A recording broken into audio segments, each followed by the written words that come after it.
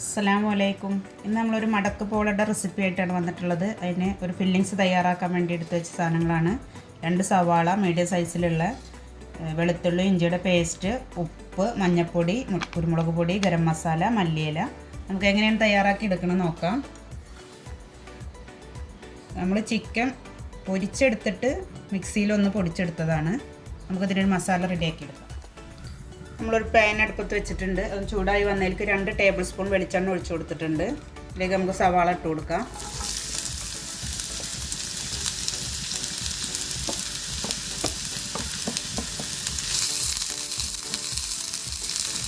ഉപ്പും ചേർത്ത് നമുക്ക് നന്നായി വഴറ്റിയെടുക്കാം. നമ്മൾ ഉള്ളി ഒന്ന് വഴണ്ട് വന്നിട്ടുണ്ട്. ഇതിലേക്ക് ഇഞ്ചി വെളുത്തുള്ളി പേസ്റ്റും ഇട്ട് കൊടുത്തിട്ടൊന്ന് ഇതിൽ പച്ചമണം മാറുന്നവരെ ഒന്ന് ഇളക്കി കൊടുക്കാം. ബാക്കി നമ്മൾ എടുത്ത് വെച്ചിട്ടുള്ള പൊടികളൊക്കെ ചേർത്ത് കൊടുക്കാം. മഞ്ഞൾപ്പൊടി, കുരുമുളക് പൊടി, ഗരം മസാല എല്ലാം കൂടി ഒന്ന് യോജിച്ച് വന്നാൽ നമുക്ക് ഈ മല്ലിയില ഇട്ട് കൊടുത്തിട്ട്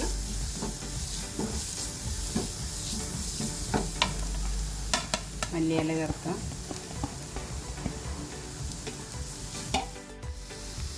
ഒന്ന് ചതച്ച് വെച്ചിട്ടുള്ള ചിക്കൻ നമുക്ക് ഇതിലേക്ക് ചേർത്ത് കൊടുക്കാം.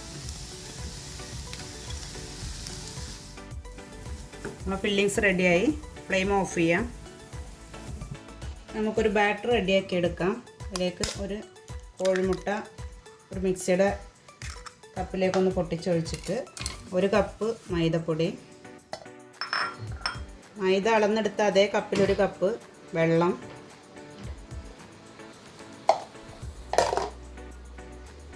ആവശ്യത്തിനുള്ള ഉപ്പ്,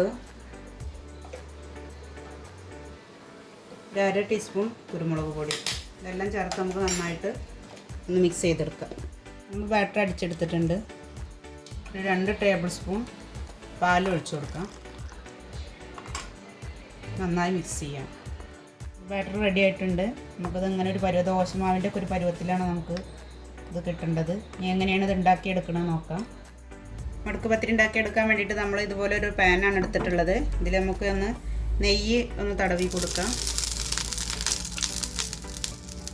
നെയ്യ് ഇല്ലെങ്കിൽ സൺഫ്ലവർ ഓയിലായാലും മതി. നെയ്യാകുമ്പോൾ നല്ലൊരു സ്മെല്ലും നല്ലൊരു ടേസ്റ്റും ഒക്കെയാണ്. ഒരു തവി മാവ് ഒഴിച്ചു കൊടുക്കാം. ഇതൊന്ന് ചുറ്റിച്ചെടുക്കാം. ഒന്ന് വലിഞ്ഞ് വരുമ്പോൾ നമ്മൾ ഉണ്ടാക്കി വെച്ച ഫില്ലിങ്സ് ഒരു സൈഡിലായിട്ട് നമുക്കൊന്ന് ഇട്ട് കൊടുക്കാം. മുഴുവനായിട്ട് വട്ടത്തിൽ പരത്തി കൊടുക്കരുത്, ഒരു സൈഡിലൊന്ന്. ഇതൊരു ഭാഗത്ത് നമുക്കിത് ഇങ്ങോട്ട് മടക്കി കൊടുക്കാം. ഒന്ന് പ്രസ് ചെയ്ത് കൊടുക്കാം. ഇതിൽ മാത്രം നമുക്ക് ഒന്ന് ബാറ്റർ ഒഴിച്ചു കൊടുക്കാം. ആദ്യം ചെയ്ത പോലെ തന്നെ ഈ ഭാഗം ഒന്ന് വലിഞ്ഞ് വരുമ്പോൾ ഇവിടെ ഫില്ലിങ്സ് വെച്ച് കൊടുക്കാം. നമുക്ക് ആദ്യം മടക്കി വെച്ച സൈഡ് ഇങ്ങോട്ട് തിരിച്ചിട്ട് കൊടുക്കാം. ആദ്യം ചെയ്ത് അതേപോലെ നമുക്കിവിടെ വീണ്ടും ഒന്ന് പ്രസ് ചെയ്ത് കൊടുക്കാം. അതിന് ഇങ്ങനെ എല്ലാ ലെയറും നമുക്ക് ഇതുപോലെ നമ്മൾ അരച്ചെടുത്ത മാവും നമ്മുടെ ഫില്ലിങ്സും കഴിയുന്ന വരെ നമുക്ക് ഇതേപോലെ ഒന്ന് ചെയ്തെടുക്കാം. നമ്മളെല്ലാ മാവും ഇതുപോലെ മറച്ചിട്ട് ഉണ്ടാക്കിയെടുത്തിട്ടുണ്ട്. നമുക്ക് അപ്പുറം കൂടെ ഒന്ന് മറച്ചിട്ടിട്ടൊന്ന് കളർ മാറുന്നവരൊന്ന് നെയ്യ് പുരട്ടിയിട്ടൊന്ന് വേവിച്ചെടുക്കാം. നമ്മൾ മടക്ക് പത്തിരി റെഡി ആയിട്ടുണ്ട്. ഇത് നമുക്ക് കട്ട് ചെയ്ത് നോക്കാം. ചൂട് പോയിട്ടുണ്ട്. ഒന്ന് കട്ട് ചെയ്ത് നോക്കാം.